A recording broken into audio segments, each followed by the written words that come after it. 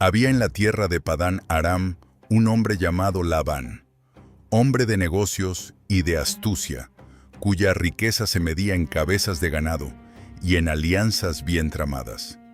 Tenía Labán 2 hijas, y entre ellas existía una distancia más profunda que la que separa el amanecer de la medianoche. La mayor se llamaba Lea, la menor, Raquel, y el mundo, sin ninguna compasión, había decidido ya cuál de las dos brillaría y cuál quedaría en la sombra. La Escritura describe a Lea con una sola frase que ha dolido a los exegetas durante milenios. Sus ojos eran suaves. Algunos la traducen como ojos sin brillo, otros como ojos apagados. La tradición rabínica, con más misericordia, sugiere que sus ojos eran delicados, casi enfermos, llorosos de tanto mirar hacia el horizonte esperando algo que nunca llegaba. Fuera cual fuera el significado exacto, en el contraste era brutal. Mientras Raquel era bella de figura y hermosa de rostro, Lea era descrita únicamente por sus ojos, y esos ojos contaban una historia larga de soledad. Crecieron juntas en la casa de Labán, bajo el mismo techo, bebiendo del mismo pozo, durmiendo bajo las mismas estrellas del desierto sirio. Pero desde niñas, el mundo las trató de manera diferente. Cuando los mercaderes pasaban por el camino y se detenían a pedir agua, era a Raquel a quien miraban. Cuando los jóvenes de las tribus vecinas preguntaban por las hijas de Labán, era el nombre de Raquel el que pronunciaban con una sonrisa. Lea aprendió a hacer las cosas invisibles que hacen posible la vida doméstica: amasar el pan, cuidar las ovejas más débiles, zurcir las telas desgarradas, recordar los nombres de todos los criados y sus familias. Era buena, era capaz, me era leal. Pero la bondad no tiene el mismo brillo que la belleza cuando los ojos de los hombres pasan rápido por la tienda buscando a alguien más. Y Lea lo sabía, lo había sabido desde siempre. No era amargura lo que vivía en su pecho, al menos no todavía. Era algo más parecido a la resignación de quien ha aprendido dónde está su lugar en el mundo y ha decidido ocuparlo con dignidad. Cuidaba de su padre con devoción, trabajaba sin quejarse, rezaba en silencio, con los labios apenas moviéndose, en esas horas de la madrugada en que la luna iluminaba el techo de la tienda y el mundo parecía un lugar más justo y más tranquilo. Había en Lea una fe que no era ruidosa ni exhibicionista. Era la fe callada de quien ha aprendido que Dios escucha mejor en el silencio que en el griterío. Y aunque nadie la veía rezar, aunque nadie le preguntaba qué pensaba o qué soñaba, Lea rezaba y soñaba de todas formas, porque los sueños no necesitan testigos para ser reales. Dios ve lo que los hombres ignoran y guarda lo que los hombres desperdician. Hubo un día, sin embargo, que cambió todo. Un día en que el polvo del camino anunció la llegada de un forastero, y ese forastero rodó una piedra enorme de la boca de un pozo con una sola mano y llenó de agua los rebaños de Raquel antes de que nadie se lo pidiera. Se llamaba Jacob, era sobrino de Labán, hijo de Isaac, nieto de Abraham. Y cuando levantó los ojos del pozo y vio a Raquel por primera vez, algo en su mirada dijo claramente: he llegado a donde tenía que llegar. Lea estaba lejos, entre las ovejas, observando desde la distancia. Vio cómo Jacob besaba a Raquel y lloraba de emoción. Vio cómo su hermana se ruborizaba y reía. Y sintió algo que no sabía nombrar todavía, algo que se alojó en su esternón como una piedra pequeña y fría. No era envidia, era algo más difícil de confesar. Era el reconocimiento de que, una vez más, el mundo había elegido a alguien que no era ella. Jacob se instaló en casa de Labán. Trabajó con las ovejas, comió en la misma mesa, durmió bajo el mismo techo. Y durante esas semanas, Lea lo observó con una atención que ella misma No podía explicar del todo. Vio cómo era en la intimidad de lo cotidiano. Vio que era trabajador y honesto, que trataba a los criados con respeto, que recordaba los nombres de los pastores y les preguntaba por sus hijos. Vio que cuando Labán le hablaba, Jacob escuchaba con los ojos, no solo con los oídos. Y vio, también, cómo buscaba a Raquel con la mirada en cada comida, o en cada tarde, con esa hambre serena y profunda del amor que ya sabe que ha encontrado su destino. Lea veía todo eso y seguía rezando, porque en el corazón de Lea había una pregunta que solo Dios podía responder. ¿Existe alguien en este mundo que me mire a mí con esos ojos? ¿O he nacido para ser siempre la que mira desde lejos? No era el amor de Jacob lo que Lea ambicionaba, al menos no en ese momento. Era algo más universal y más antiguo, ser vista, ser deseada no por su utilidad, sino por su ser elegida.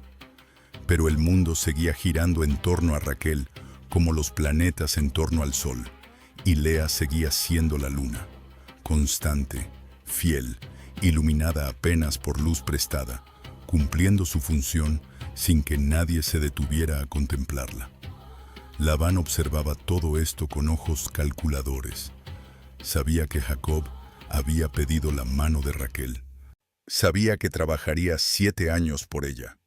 Y en el fondo de su mente de mercader, Labán había comenzado a trazar un plan que involucraría a su hija mayor de maneras que Lea todavía no podía imaginar. Las piezas se movían. El tablero se preparaba. Y Lea, la hija de los ojos suaves, seguía rezando en la oscuridad, sin saber que Dios ya había comenzado a responderle.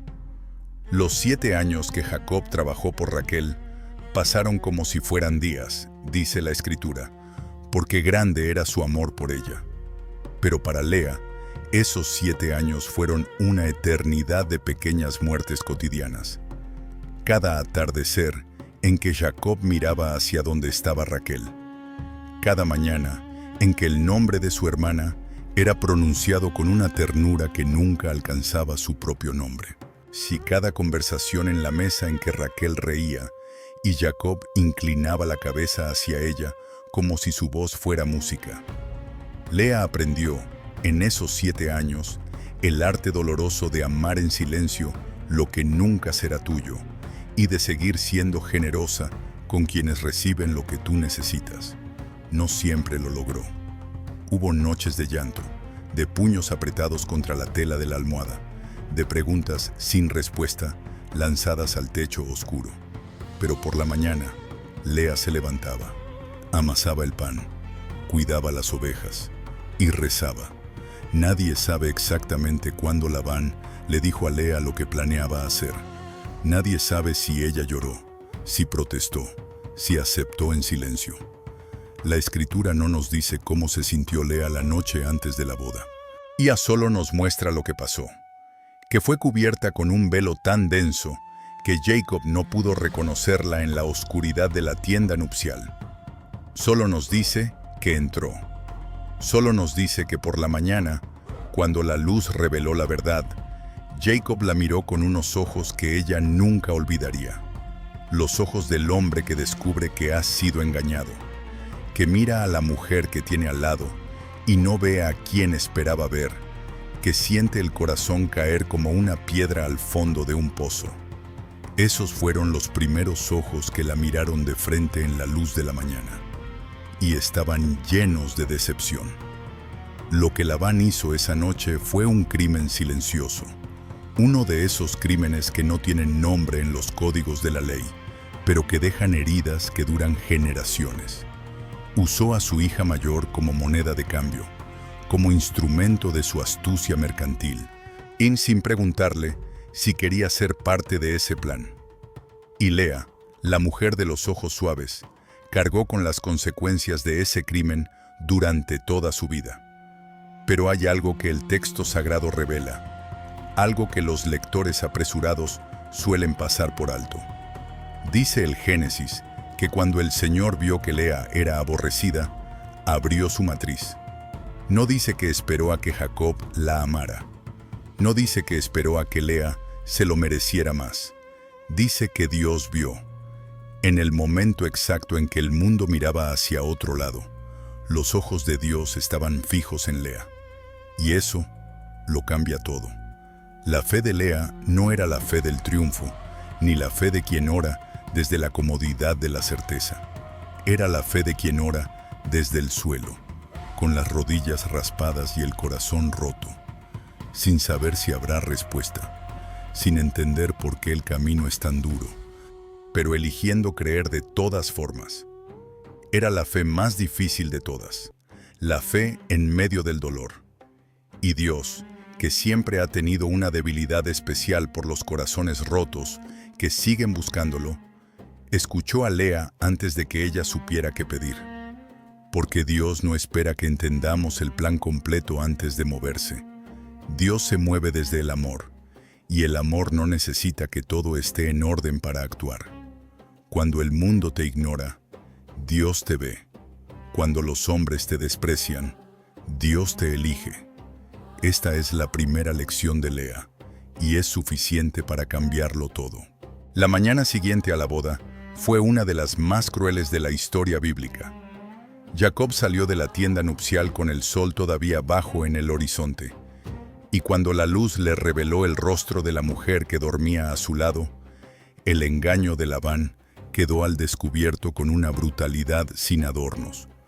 La escena que siguió no la describe la escritura con detalle, pero la imaginación no necesita mucha ayuda.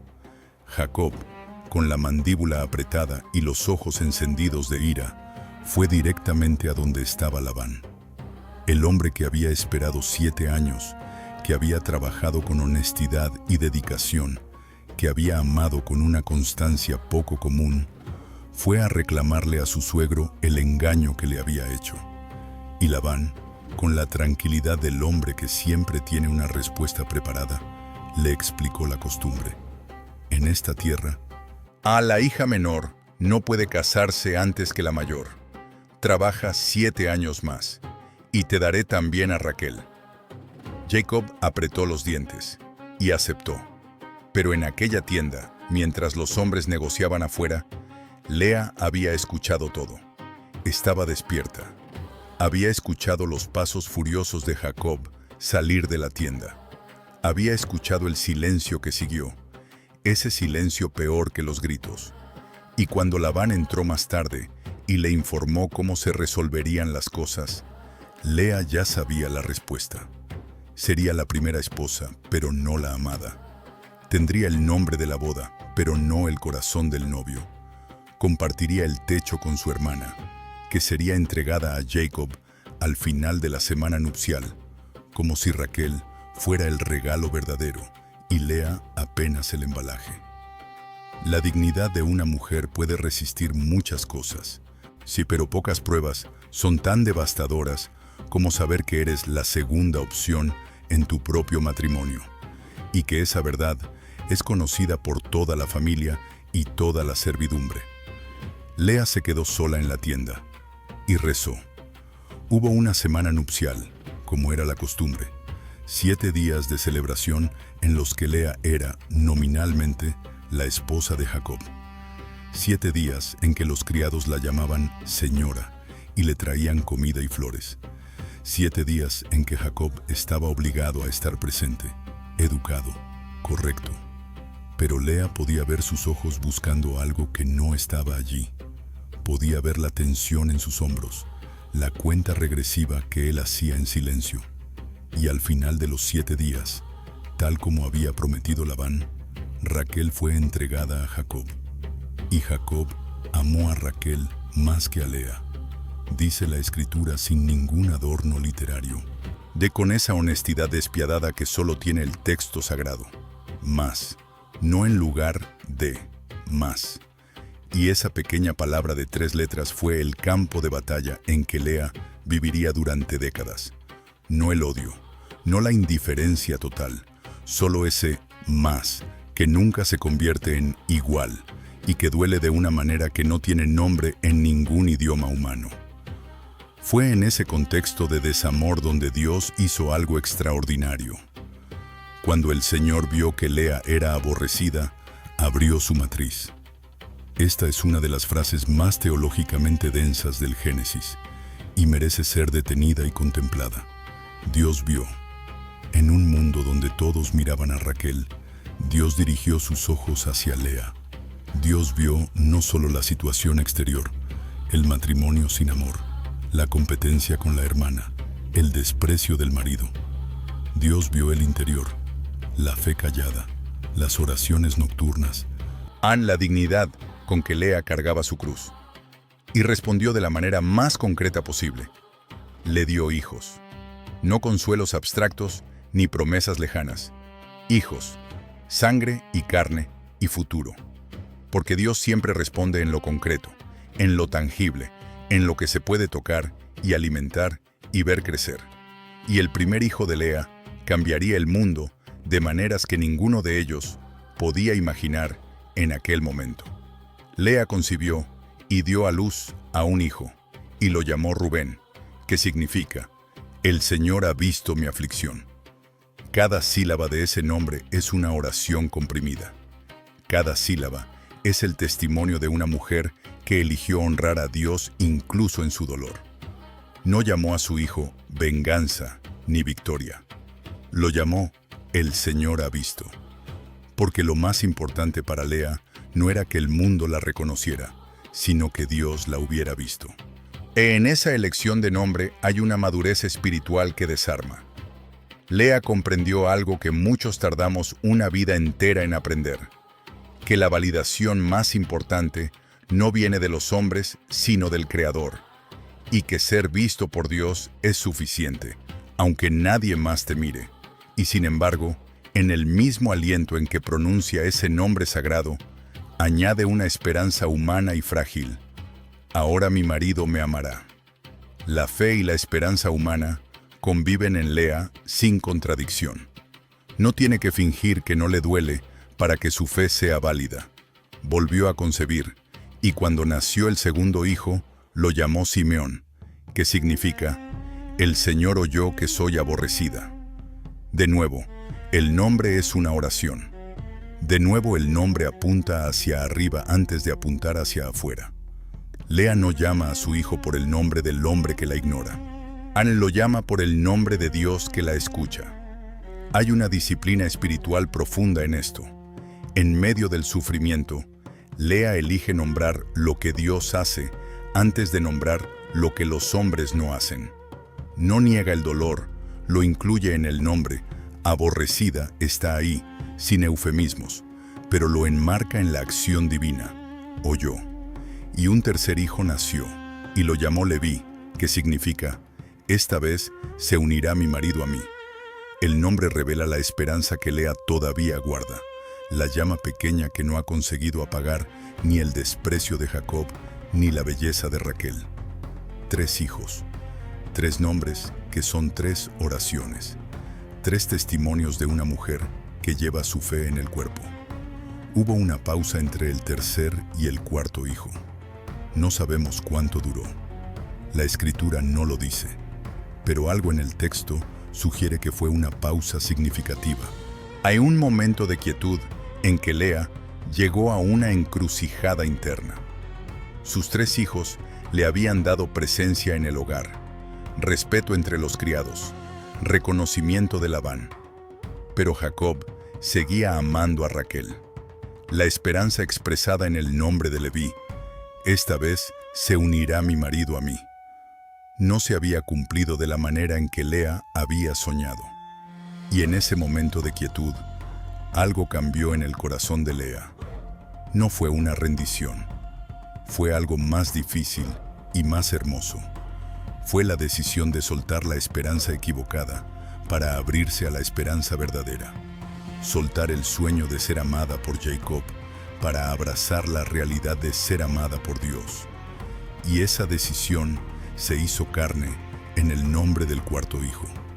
Lea concibió por 4ª vez y dio a luz a un hijo, y lo llamó Judá, que significa, esta vez alabaré al Señor. Sin más. sin pedirle nada a Jacob.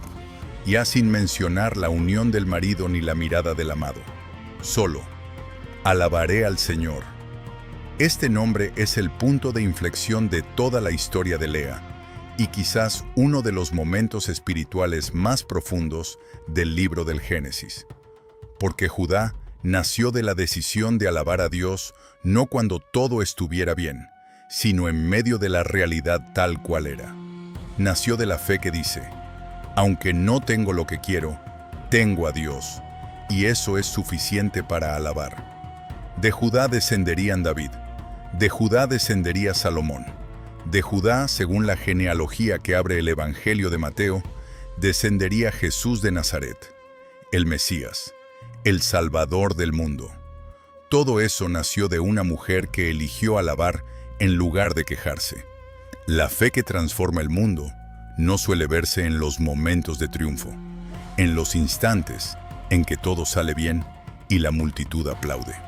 La fe que transforma el mundo se forja en las tiendas oscuras, en las madrugadas sin respuesta, en los matrimonios sin amor, en las comparaciones que siempre te dejan perdiendo. Lea no fue una heroína de la fe porque nunca sufrió.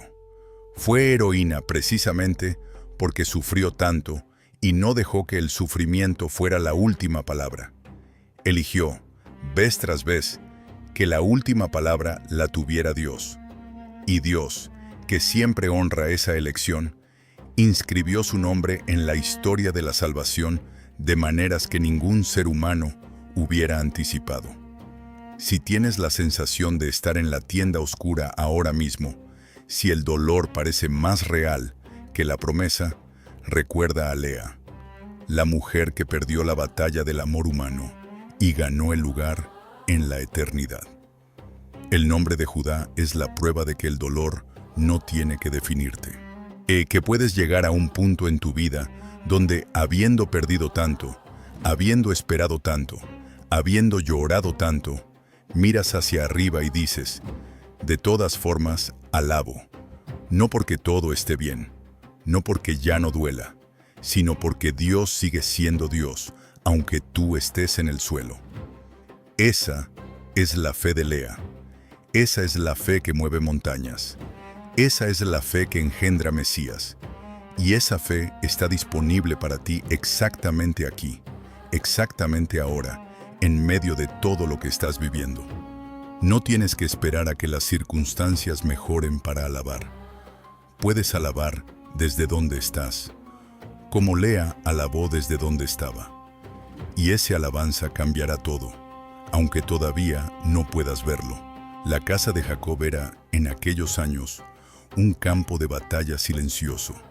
2 hermanas, un hombre, y entre ellos, un amor que se había convertido en competencia, en rencor, en la clase de herida que crece cuando no se habla pero se siente en cada comida, en cada mirada, en cada noche. Raquel, la amada, tenía el corazón de Jacob, pero Raquel no tenía hijos. Y en el mundo de Padán Aram, en ese tiempo en que la maternidad era la única medida de valor que el mundo le ofrecía a una mujer, esa ausencia era una herida abierta. Los años pasaron y el vientre de Raquel seguía vacío. Y Raquel, que tenía todo lo que Lea quería, descubrió que no tenía lo que Lea tenía. Así funciona la vida cuando la comparación se convierte en el eje de la existencia. Siempre hay algo que el otro tiene y tú no tienes. Siempre hay una razón para el resentimiento. Y si estás dispuesto a buscarlo. Raquel fue a Jacob con una demanda que revela cuánto la desesperación puede oscurecer el juicio. Dame hijos, o me muero. Jacob respondió con dureza. ¿Acaso estoy yo en lugar de Dios, que te ha negado el fruto de tu vientre? Es uno de los pocos momentos en que Jacob habla con claridad teológica, y también uno de los momentos en que más duele la situación de Raquel. Raquel entonces tomó el asunto en sus propias manos. Le dio a Jacob su sierva Bilhá para que concibiera en su nombre. Era una práctica del tiempo. Era legal. pero era también el síntoma de una mujer que ha perdido la paciencia con Dios y ha decidido gestionar ella sola lo que Dios no le estaba dando todavía. Y Lea, observando todo desde su rincón, tomó nota. Cuando Lea vio que había dejado de concebir, tomó también a su sierva Silpa y se la dio a Jacob. La guerra de los vientres había comenzado en serio. Los hijos se multiplicaban no solo por amor, sino por estrategia. Y en medio de toda esa complejidad humana, tan alejada de los ideales que a veces proyectamos sobre los personajes bíblicos, la gracia de Dios seguía trabajando. Porque Dios no espera que los seres humanos sean perfectos para usar sus vidas. Dios trabaja con lo que hay, con las rivalidades, con las desesperaciones, con los planes imperfectos, con los corazones divididos. La historia de la salvación está llena de personas que tomaron decisiones cuestionables y que, sin embargo, fueron instrumentos de algo más grande que ellos mismos. Dios escribe derecho en renglones torcidos, dice el proverbio, y los renglones de la casa de Jacob estaban muy torcidos. Pero Dios seguía escribiendo, seguía tejiendo, seguía construyendo, con los hilos enredados de la ambición humana, el tapiz de su propósito eterno. Hubo un episodio, una tarde de primavera, que ilumina la humanidad de estas dos mujeres de una manera que el tiempo no ha logrado borrar. Rubén, el hijo mayor de Lea, salió al campo y encontró unas mandrágoras, plantas que en aquel tiempo se consideraban afrodisíacas y favorables a la fertilidad. Las trajo a su madre. Y Raquel, que vio las mandrágoras, le pidió a Lea que le diera algunas. La respuesta de Lea es una de las líneas más cargadas de emoción contenida en todo el libro del Génesis. ¿Es poco haberte llevado a mi marido, que también quieres llevarte las mandrágoras de mi hijo? Ahí está. El dolor de años comprimido en una sola pregunta. No es un ataque calculado. Es el grito de una mujer que ha aguantado demasiado tiempo en silencio, que de repente ya no puede más. Es la voz de alguien que ha visto cómo el mundo siempre le da más a quien ya tiene mucho. Hicieron un trato. Raquel recibiría las mandrágoras. Lea dormiría esa noche con Jacob. Y cuando Jacob volvió del campo por la tarde, Lea salió a su encuentro con una claridad nueva. Esta noche vendrás a mí, porque te he contratado con las mandrágoras de mi hijo. Hay algo casi cómico y profundamente humano en esa escena. La esposa que negocia una noche con su propio marido usando plantas de fertilidad como moneda. Pero hay también algo muy serio. Lea no ha renunciado a ser esposa. Lea no ha aceptado que su matrimonio está definitivamente perdido. Lea sigue creyendo, con una terquedad que raya en lo heroico, en de que puede construir algo real en este hogar, aunque nadie se lo haya facilitado. Y esa noche, Dios escuchó a Lea, y Lea concibió, porque Dios siempre escucha a quien sigue buscándole, incluso cuando los métodos son imperfectos y las circunstancias son enredadas. Lea tuvo 2 hijos más, Isacar y Zabulón, y luego una hija, Dina, la única hija mencionada por nombre en el texto. Los nombres que eligió para sus hijos siguieron siendo oraciones. Isacar significa, Dios me ha dado mi salario. Zabulón significa, me honrará mi marido. Hasta en los nombres tardíos de sus hijos, Lea seguía hablando con Dios. Seguía esperando algo del hombre que la ignoraba. Seguía viviendo en esa tensión entre la fe hacia arriba y la esperanza hacia el lado. No la podemos juzgar. Cualquiera que haya amado a alguien que no lo ama de la misma manera, entiende esa dualidad. El corazón humano no puede simplemente apagar sus deseos por decreto. Los deseos viven, aunque la razón les diga que son inútiles. Y Lea los vivió hasta el final, con honestidad, sin pretender una santidad que no tenía. Lo que sucedió después cambió la geografía emocional de toda la familia. Dios abrió finalmente el vientre de Raquel, y Raquel dio a luz a José. Y en ese momento, Jacob decidió que era hora de volver a la tierra de su padre, a Canaán, a la tierra prometida. El tiempo en Padán Aram había llegado a su fin, y de pronto, todo lo que Lea había construido en aquella tierra, su posición en la casa de Labán, la cercanía con su padre, los recuerdos que habitaban esos paisajes, estaba a punto de quedar atrás. Lea no protestó.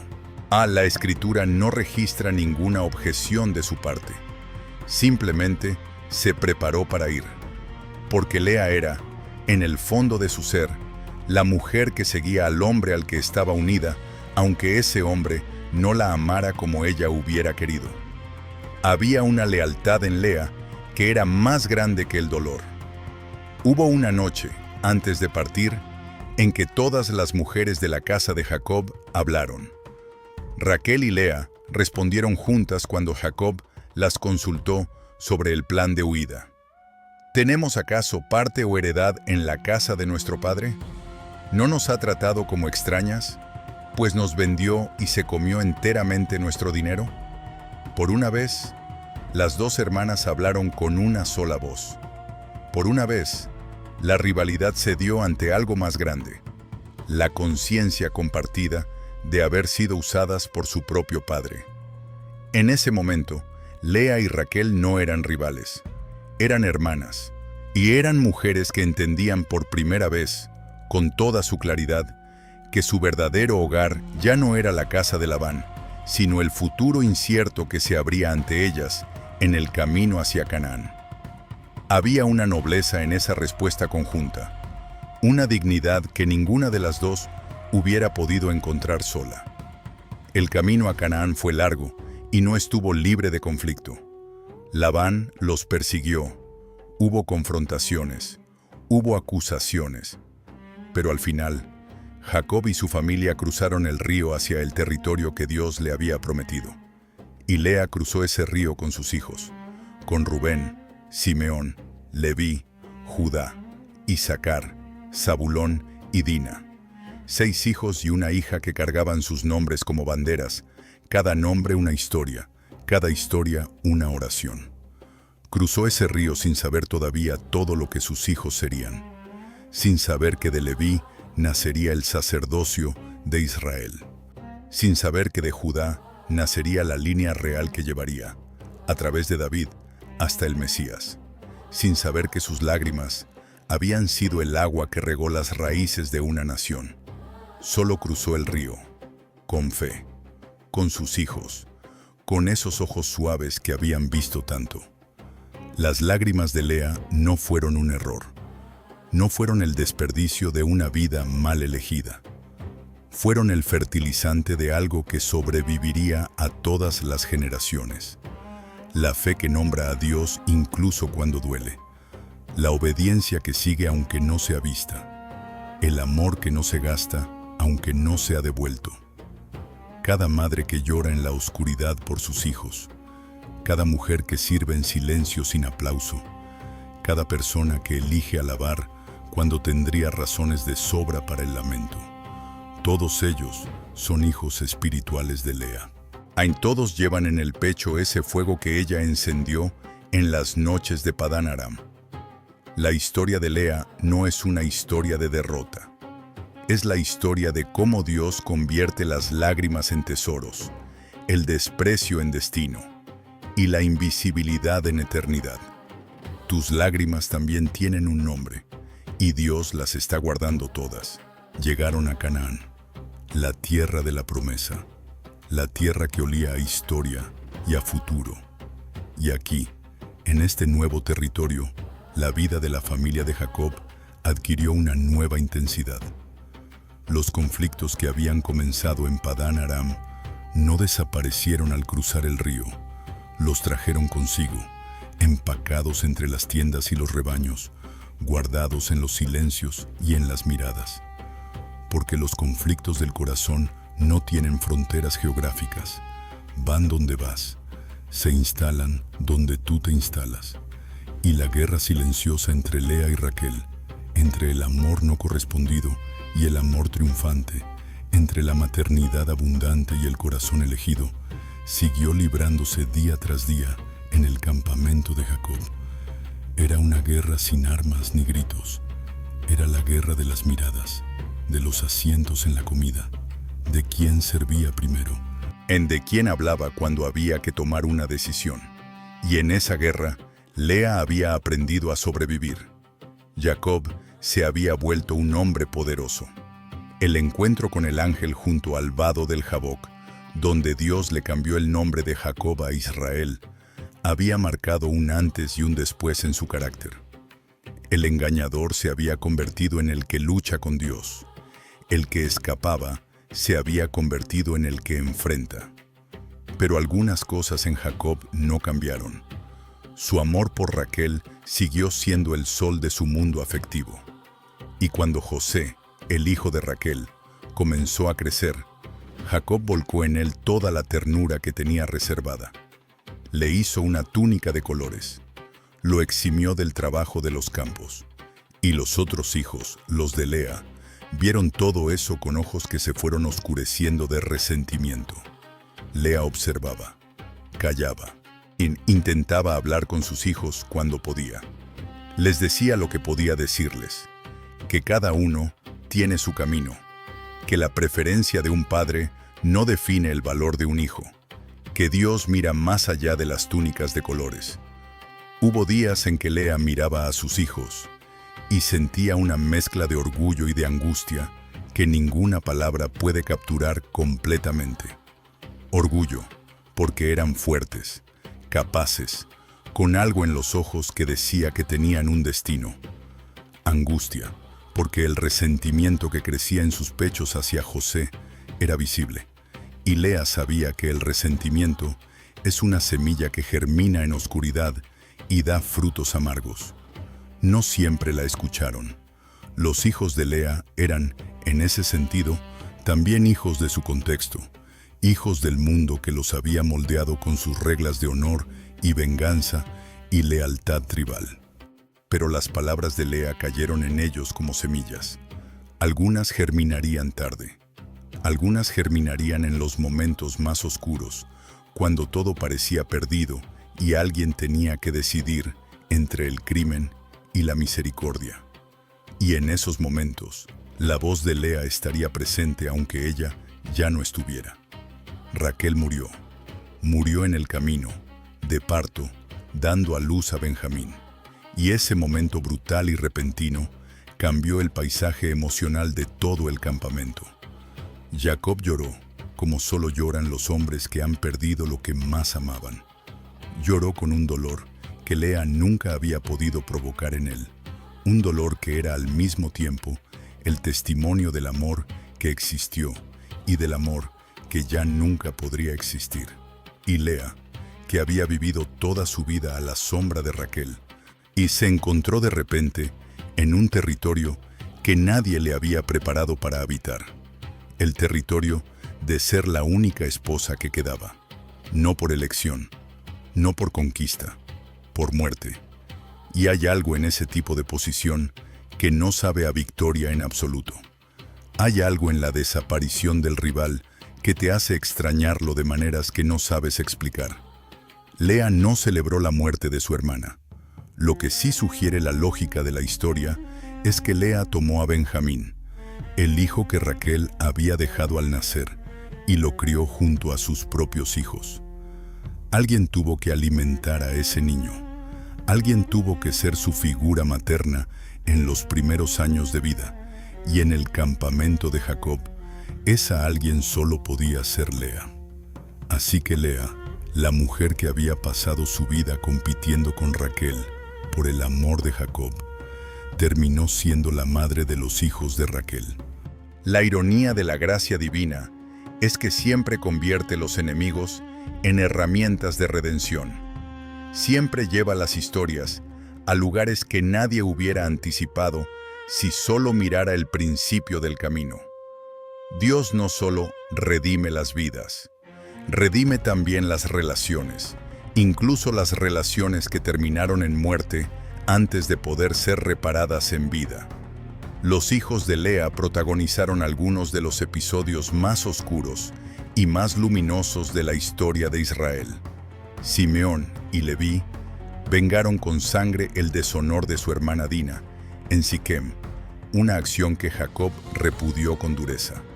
Rubén, el primogénito, cometió un error que le costó la bendición mayor, pero Judá, el cuarto hijo, el que llevaba el nombre de la alabanza, fue quien intercedió por José cuando sus hermanos querían matarlo.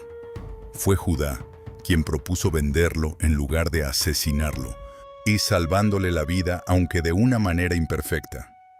Y fue Judá quien, años después, cuando José los puso a prueba en Egipto, dio el discurso más conmovedor de sacrificio y responsabilidad que registra el Génesis.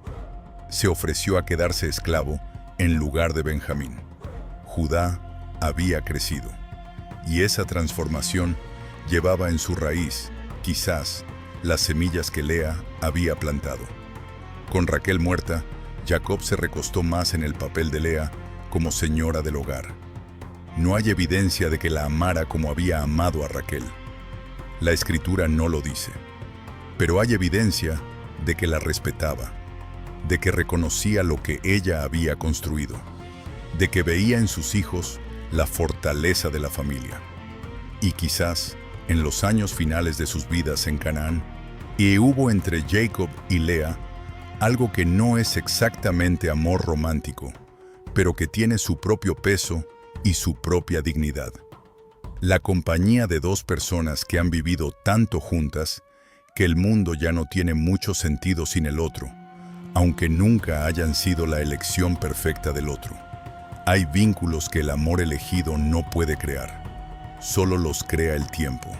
Solo los crea el haber estado presente cuando todo estaba mal. Solo los crea el haber seguido, día tras día, sin rendirse. La guerra silenciosa de Lea fue también una guerra espiritual. La guerra entre la amargura y la gratitud, entre el resentimiento y la alabanza, entre la identidad definida por lo que otros le negaron y la identidad definida por lo que Dios le dio. Esa guerra no se ganó de una vez para siempre. Se ganó un día a la vez, un nombre a la vez, una oración a la vez.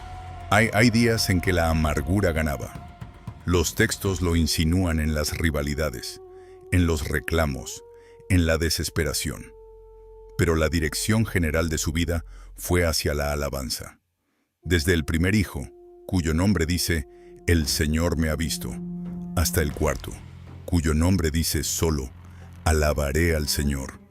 La trayectoria de Lea es hacia arriba. Eso es lo que la gracia hace. No te elimina los momentos de caída, pero te da la orientación general. Y la orientación de Lea siempre fue hacia Dios. Los hijos de Lea fueron los pilares sobre los que se construyeron las tribus, y detrás de cada uno de ellos, formándolos con palabras y con silencios, con límites y con perdones, estaba Lea, la madre que no tuvo al marido que quería, pero sí tuvo la fuerza de criar a los hombres que Israel necesitaba. No todos los héroes tienen capas. Algunos tienen delantales y ojos suaves, y una fe que persiste en la oscuridad. Esos son, con frecuencia, los héroes que más importan, los que no aparecen en los titulares, los que trabajan en silencio, los que oran cuando nadie los ve, los que siguen aunque les cueste todo. Lea fue ese tipo de héroe, y el mundo que habitamos hoy lleva en su estructura más profunda las huellas de su fidelidad invisible. Si estás en la guerra silenciosa ahora mismo, si estás librando esa batalla interior entre quien el mundo dice que eres y quien Dios sabe que eres, si estás cansado de ser el segundo, el ignorado, el que espera mientras otros reciben, escucha esto. Dios ve tu guerra. Dios ve cada noche en que elegiste no amargarte, aunque podías haberlo hecho. Cada día en que elegiste servir aunque no se lo merecieran. Cada oración que enviaste al cielo desde el suelo de tu dolor. Dios las guarda todas y las está convirtiendo en algo que todavía no puedes ver. Algo que los que hoy te ignoran quizás no vivan para ver, pero que existirá porque tú exististe, porque tú perseveraste, porque tú elegiste la alabanza cuando tenías razones de sobra para el lamento. La historia de Lea lo prueba, y tu historia también lo probará.